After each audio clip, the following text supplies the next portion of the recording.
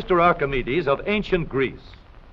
Long ago, Archis said, "Give me a lever long enough, and I can move the world." What Archimedes meant was that the power of a lever is practically unlimited. Today, almost everyone uses some form of lever in his daily work. The familiar can opener is a lever with a sharp cutting edge.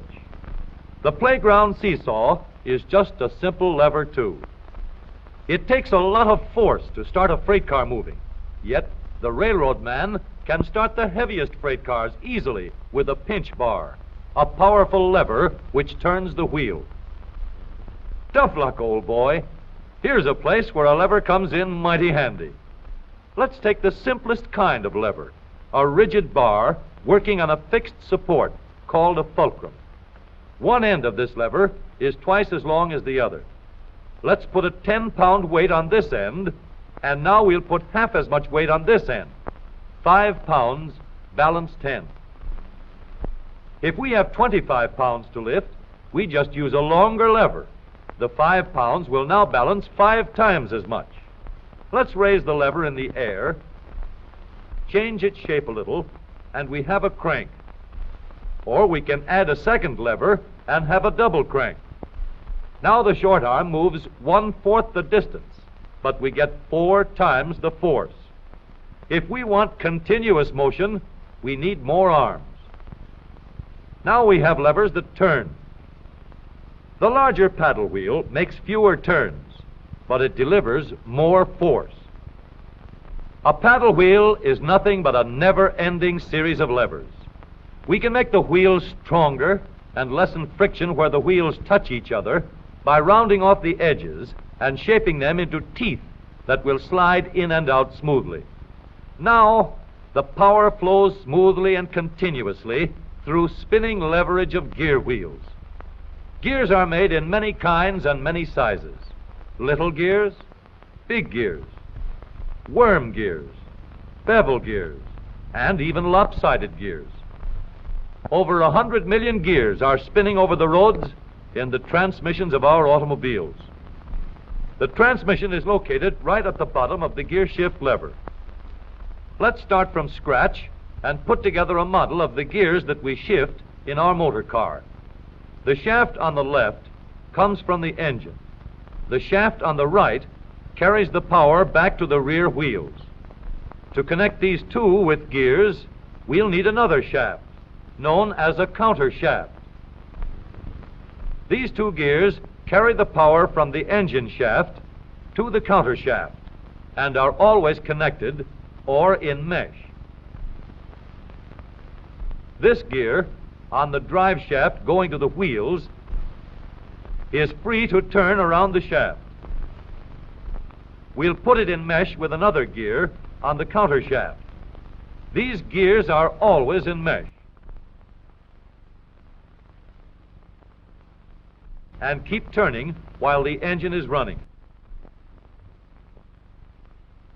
To switch from one set of gears to another, our transmission needs a short shaft like this, known as a clutch sleeve. It cannot turn on the drive shaft, but it is free to slide back and forth.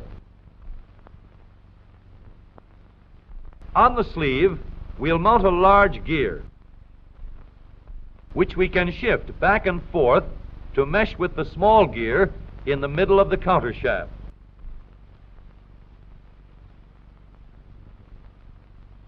We are now in neutral. The gears that are always in mesh are turning over with the engine, but the shaft to the rear wheels is standing still.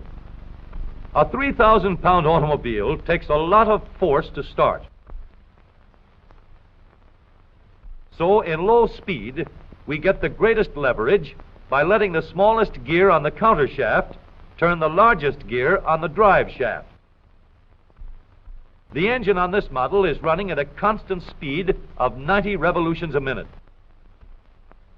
With low gears in mesh, the rear wheel is turning at 30 revolutions a minute, about a third the speed of the engine, but with 3 times the force. The power is going through these gears in the transmission.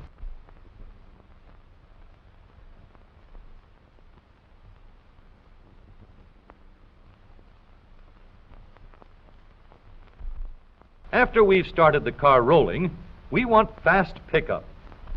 So we shift into second by sliding the sleeve backward to mesh with this gear on the shaft to the rear wheels.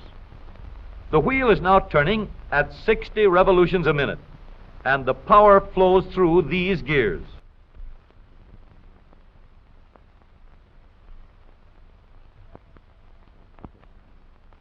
For higher speeds, we let the power go directly to the rear wheels. We shift the sleeve forward so that it meshes with the shaft from the engine. The power travels straight from the engine to the drive shaft. Now the shaft to the wheels is turning at 90 revolutions a minute, the same speed as the engine. But here's a problem. An automobile must be able to go backward as well as forward. So we add one more set of gears to reverse the shaft to the rear wheels. With the gears shifted into reverse, the power travels through the transmission in a path like this. We now have 3 sets of spinning levers for going forward and 1 for reverse. With a gear shift lever, we can shift to any set of gears we wish. But with all these spinning levers in the transmission came noise and wear. Experts could shift gears quietly by careful timing of the gear shift and the engine speeds, but most of us made plenty of noise until new engineering developments made possible the long series of improvements that followed. When we shifted gears, we got a clash because the gears were not running at the same speed. In other words, not synchronized. So engineers set to work to develop a synchronizer. The synchronizer works like a cork twisted into the top of a bottle. The cork will turn until it is so tight that the bottle turns with it. Synchro mesh works the same way. When we shift into second or high, the synchronizer brings the gears to the same speed before they come together. The drums won't let the gears shift unless they are turning at the same speed. When the gears come together, there is no clash, and the shift is made quietly and easily.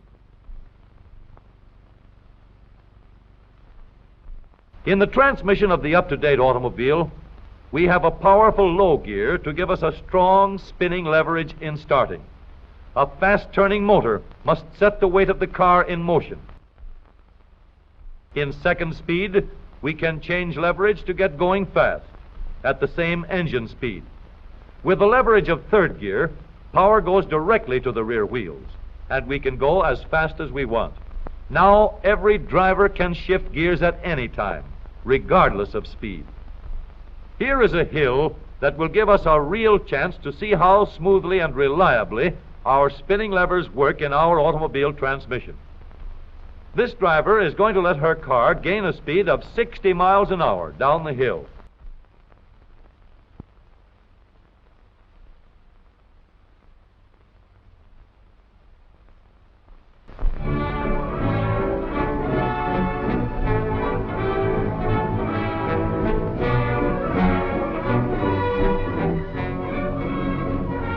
Then she will shift into second speed and bring her car easily and safely under control before it reaches the bottom of the hill.